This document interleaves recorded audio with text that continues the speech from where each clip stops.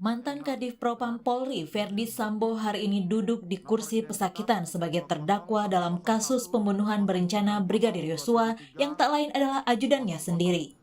Sidang perdana Verdi Sambo digelar di Pengadilan Negeri Jakarta Selatan sejak pukul 10 pagi. Dalam dakwaan yang dibacakan jaksa penuntut umum, Verdi Sambo lah yang memerintahkan Richard Eliezer untuk menembak Yosua. Bahkan Sambo menjanjikan perlindungan kepada Richard Eliezer. Dalam dakwaan, jaksa menyebut Verdi Sambo memerintahkan Yosua agar jongkok, lalu menyuruh Eliezer menembak Brigadir Yosua.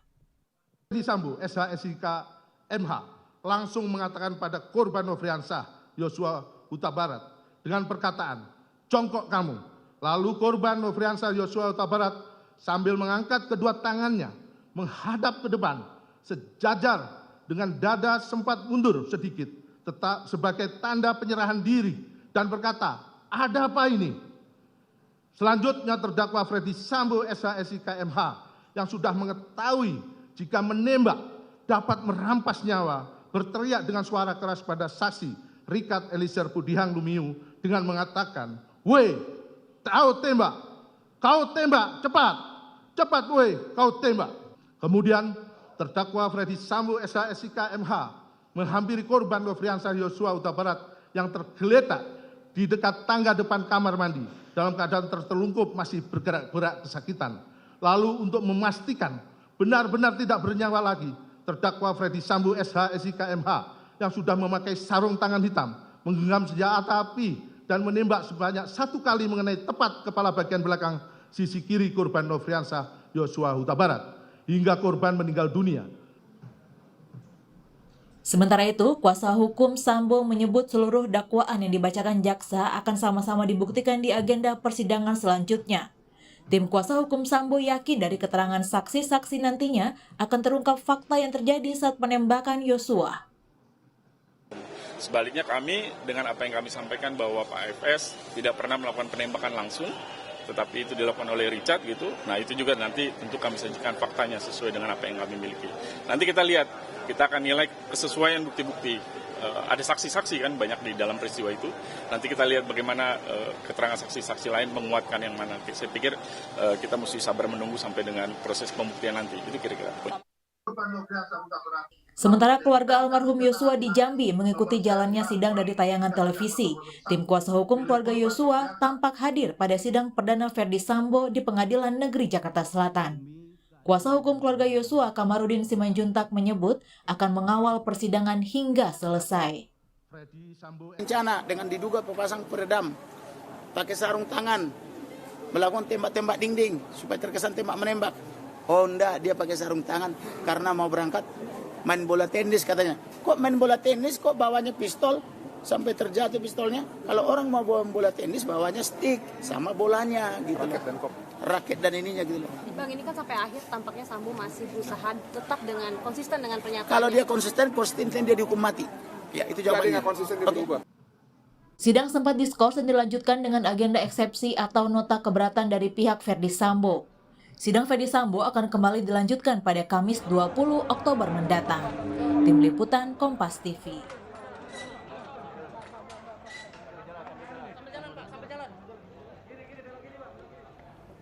Sidang Verdi Sambo dan terdakwa lain dalam kasus pembunuhan berencana Brigadir Yosua dilakukan terpisah. Menurut rencana besok, sidang perdana Richard Eliezer akan digelar.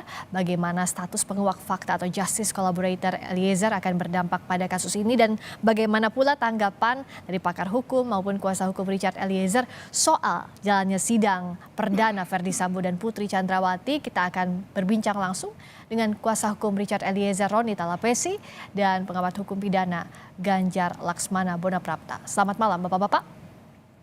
Selamat malam. Selamat malam Mbak Friska.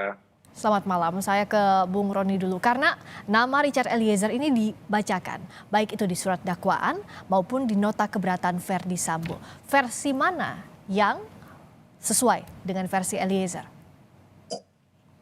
Jadi begini ya Mbak Friska, bahwa klien saya sudah menyampaikan peristiwa sebenar-benarnya.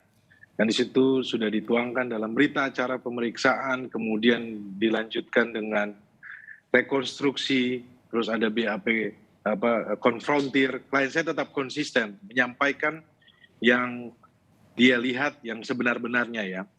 Jadi terkait dengan hari ini persidangan dari dakwaannya Verdi Sambo, kami melihat bahwa memang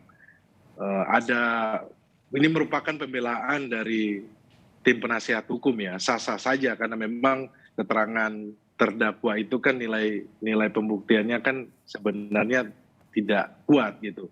Kalau dia membantah ya silakan saja, tetapi kami masih yakin bahwa dalam proses perkara ini tentunya pastinya didukung juga dengan alat bukti yang lainnya. Nah, tetapi yang perlu saya sampaikan dalam proses ini, klien saya ini sebagai status sebagai justice collaborator itu juga pun diberikan oleh LPSK dengan syarat yang sangat ketat gitu kan. Nah, kemudian dilakukan evaluasi bahwa klien saya Harus berkata jujur begitu ya? Harus berkata jujur, itu syarat utamanya kan ada perjanjian ya. Oke. Nah, Nah, jadi tetapi kalau di sini kan yang saya lihat bahwa yang mau disampaikan adalah mengenai keterangan saksi yang mana yang dipercaya. Apakah Richard Eliezer atau Verdi Sambo. Nah, perlu kita mengetahui ya, kita flashback lagi ya. Kasus ini awalnya kan sangat rumit kan, ditutup-tutupi. Kemudian saya ingat sekali perintah Bapak Presiden sampai 4 kali baru. Oke, baik.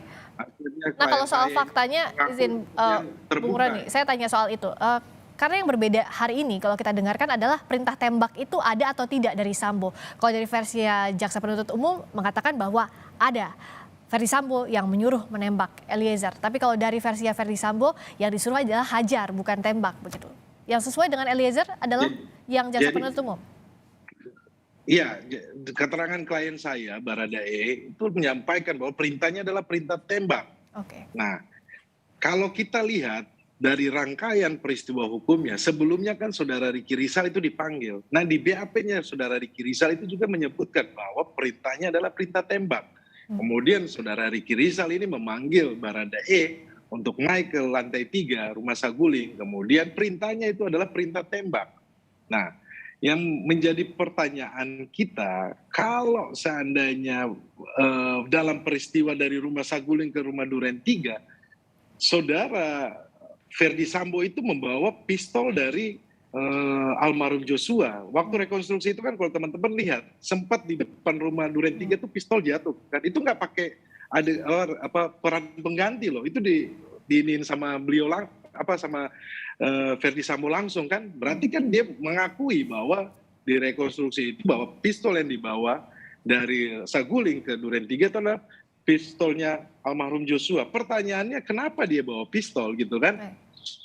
Ya. Kenapa bawa pistol ke Duren 3? Nah, kemudian di dalam penembakan kan jelas di dakwaannya, woi tembak, kamu tembak, woi tembak. Di situ sangat jelas perintahnya. Nah, klien saya ini kan di bawah kuasa, tidak bisa berbuat apa-apa, tidak mempunyai pilihan, rasa takut, kemudian relasi kuasanya sangat kuat, hingga klien saya melaksanakan perintah. Ingat bahwa klien saya ini merupakan pasukan polisi yang dididik sebagai pasukan gitu, brimob. Kan? Nah, kemudian kan setelah klien saya menembak, klien saya menyampaikan bahwa saudara Verdi Sambo itu ikut menembak. Nah, nanti kita buktikan di persidangan kan. Nah, kemudian senjatanya almarhum Joshua itu yang dibikin TKP, ditembak ke tembok. Itu kalau teman-teman kembali lagi melihat rekonstruksi video yang ada itu seperti itu. Oke, baik. Jadi saya pikir bahwa ini mereka mencoba untuk menyampaikan pembelaan, tetapi menurut saya terlalu dini ya, karena dakwaan yang tadi disampaikan, kemudian tadi eksepsi langsung dipersiapkan dengan mengejutkan. Oke, sudah dipersiapkan begitu ya oleh pihak. Ya, persiapkan, tetapi yang Verdi Sambo adalah maupun Putri. masuk pokok perkara kan. Oke, kita akan bahas ini. Ya, kami berharap bahwa majelis hakim harusnya juga pun tegas dalam proses baik, ini. saya akan tanyakan ini ke Pak Ganjar. Kalau tadi Pak Ganjar lihat apakah eksepsi yang disusun oleh tim dari Verdi Sambo ini sudah masuk pokok perkara, padahal biasanya soal keabsahan formal dalam nota keberatan. Ya, kalau mendengar eksepsi yang disampaikan oleh tim pengacara, menurut saya memang itu terlalu jauh ya masuk ke dalam pokok perkara. Bukan cuma masuk, tapi masuknya juga terlalu jauh ke dalam pokok perkara ya. Ada kesan bahwa ingin membuktikan atau mematahkan sesuatu fakta yang padahal jaksa penuntut umum itu baru bicara dakwaan. Jadi kalau saya ilustrasikan ya, jaksa penuntut umum itu baru membacakan cerita, ya, baca buku. Nah, nanti isi bukunya di dalam pemeriksaan pengadilan dia akan buktikan. Nah, tapi ini cerita sudah mau dibantah, bahkan dengan ada upaya membangun pembuktian tertentu ya, yang memang sih begini, sering terjadi ini eksepsi ini masuk jauh ke dalam pokok perkara, ya, karena memang katakanlah ada kepentingan untuk menggoyahkan ya isi dakwaan, cerita yang disampaikan jaksa itu pada umumnya ya para pengacara itu begitu ingin menggoyahkan ya, menunjukkan bahwa ada sesuatu yang tidak masuk akal, ada yang tidak logis ya, ada fakta yang begini begitu. Nah, tapi kan kita harus kembali kepada eksepsi menyangkut formalitas dakwaan. Gitu ya, apakah ada yang dari sisi formalitas ada mengandung cacat ya, misalnya identitas, jangan-jangan ini salah orang gitu ya, itu aja sebetulnya eksepsinya. Tapi kalau misalnya arahnya dari nota keberatan atau eksepsi hari ini, apakah Pak Ganjar melihat ya arahnya untuk obskur libel begitu, dakwaannya kabur ke sana kah? Ya, memang ada pada umumnya yang paling puncak eksepsi itu sebetulnya obskur libel ya, bukan sekedar menyatakan bahwa terdakwa ini bukan orang yang dimaksud, bukan sekedar gitu ya, tapi bahwa ada dakwaan yang kurang jelas.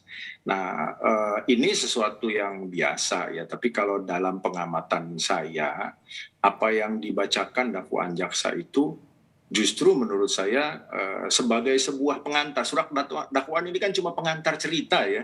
Nanti dibedah di dalam pembuktian. Sebagai satu pengantar cerita ini menurut saya sudah cukup jelas ya. Bahkan kalau saya ranking saya poin nilai dari scoring 0 sampai 10 ini kejelasan ceritanya sudah 9,5 ini mungkin. Wah, kalau 9,5 tinggi juga nilainya. Sangat tinggi kalau dari Pak Ganjar. Sudah cukup jelas kok. Tinggal tantangannya begini, bagaimana nanti JPU ya membuktikan ceritanya tadi itu. Dan gitu. Nah, bicara soal bagaimana tantangan JPU membuktikan pengantar cerita atau dakwaan tadi yang sudah dibacakan, kita akan bahas usai jeda. Tetap di Breaking News Kompas TV, kami segera kembali.